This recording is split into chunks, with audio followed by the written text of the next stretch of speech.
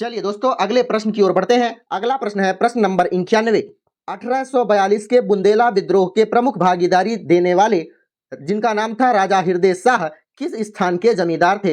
हृदय शाह का संबंध बालाघाट से है। बालाघाट इसका सही उत्तर हो जाना चाहिए।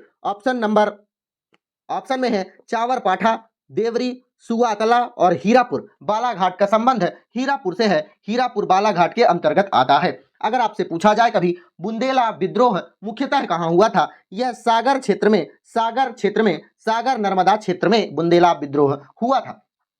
अगला प्रश्न है ब्रिटिश भारत में सांप्रदायिक प्रतिनिधित्व की व्याख्या निम्नलिखित में से किस अधिनियम के द्वारा की जाती है? सांप्रदायिक प्रतिनिधित्व की व्याख्या ऑप्शन के रूप में है भारतीय काउंसिल अधिनियम 1892, मार्ले मिंटो सुधार 1909, मॉन्टेग्यू चेम्सफोर्ड सुधार 1919 या फिर भारत सरकार अधिनियम 1935। इसका सही उत्तर होगा आपके पास मार्ले मिंटो सुधार अधिनियम 1909 या इसे अन्य नाम से जानते हैं भारतीय परिषद अधिनियम 1909। इसके बारे में एक प्रमुख बात और है, सांप्रदायिक प्रतिनिधित्व की व्याख्या तो करता है, पृथक निर्वाचन मंडल का प्रावधान भी इसी में दिया गया था। किस चीज का? पृथक निर्वाचन मंडल का प्रावधान मार्ले मिंटो सुधार अधिनियम के तहत ही दिया जाता है। मिंटो को क्या कहा जाता है? मिंटो को भारत में पृथक निर्वाचन मंडल के जनक के रूप में जाना जाता है। आपको याद रखना होगा, आपसे कई बार पूछा जाता है। मिंटो को भारत में पृथक निर्वाचन मंडल के जनक के रूप में जाना जाता है। भारतीय काउंसिल अधिनियम 1892 के प्रमुख रूप से किसने पेश किया था? भारतीय काउंसिल अधिनियम 1892 किसके द्वारा पेश किया गया था? आपके पास उत्तर होना चाहिए रिचर्ड एस्टन के द्वारा किया गया था, यह पेश किया गया था। मार्ले मिंटो अधिनियम 1909 के बारे में थोड़ी सी बात तो हो ही गई। बात करते हैं मॉन्टेग्यू चेम्सफोर्ड सुधार अधिनियम 1919 के बारे में। यह क्या करता है? इसका प्रमुख कार्य क्या है? यह केंद्र और प्रांत के विषयों पर सीमा बनाने का कार्य करता है।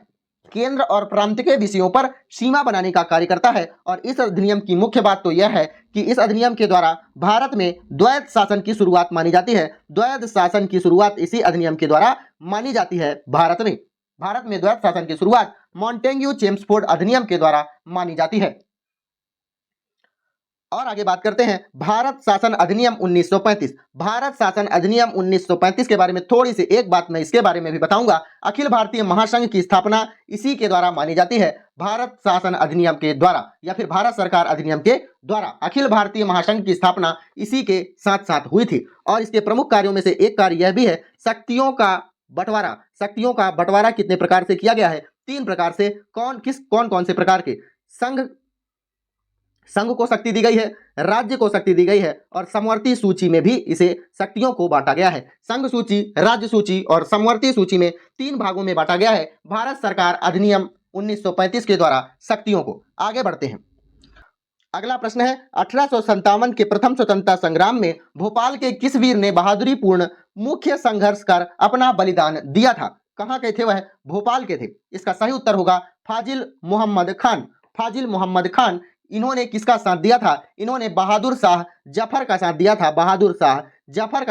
1857 की क्रांति पर। 1857 की क्रांति की शुरुआत कहां से हुई है? अगर आपसे कभी कोई पूछ दे तो इसका उत्तर आपको बताना होगा मेरठ से 1857 की क्रांति की शुरुआत हुई थी। शुरुआत मेरठ सैन्य विद्रोह के साथ हुई थी। बंगाल रियासत में अंग्रेजों के विरुद्ध यह क्रांति की गई थी।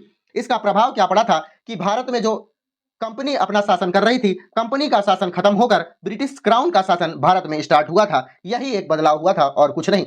अगला प्रश्न आपके सामने है पुस्तक सत्यार्थ प्रकाश के लेखक कौन थे? पुस्तक जो है सत्यार्थ प्रकाश, उसके लेखक कौन थे? उनके लेखक के बारे में बताने से पहले मैं आपको बता दूं सत्यार्थ प्रकाश जो कि इसका मूल रूप हिंदी में कब बनाया गया है? 1882 में बनाया गया है। इसको सत्यार्थ प्रकाश पुस्तक को 1882 में हिंदी में संशोधित किया गया है।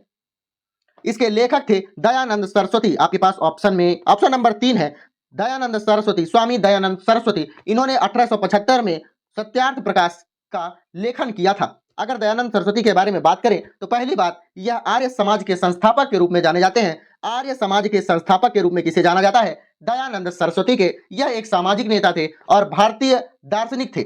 और एक बात और आप याद कर लीजिए, 3 स्टार लगा लीजिएगा। आधुनिक भारत के निर्माता किसे कहा जाता है? आधुनिक भारत का निर्माता दयानंद सरस्वती को ही कहा जाता है। यह मूर्ति पूजा और कर्मकांड पूजा की घोषणा करते हुए उन्होंने वैदिक विचारधाराओं को पुनर्जीवित करने की दिशा में अपना काम किया था। इसलिए उन्हें आधुनिक भारत के निर्माता के रूप में जाना जाता है। अगला प्रश्न देखते हैं क्या कहता है। अगला प्रश्न है, रेशम बुनकरों की श्रेणी की जानकारी निम्नलिखित में से किस शिलालेख में मिलती है? रेशम बुनकरों की श्रेणी की जानकारी कहाँ मिलती है? आपके पास ऑप्शन है दसपुर अभिलेख, प्रयाग प्रशस्ति, ऐरण अभिलेख या हाथी गुम्फा अभिलेख।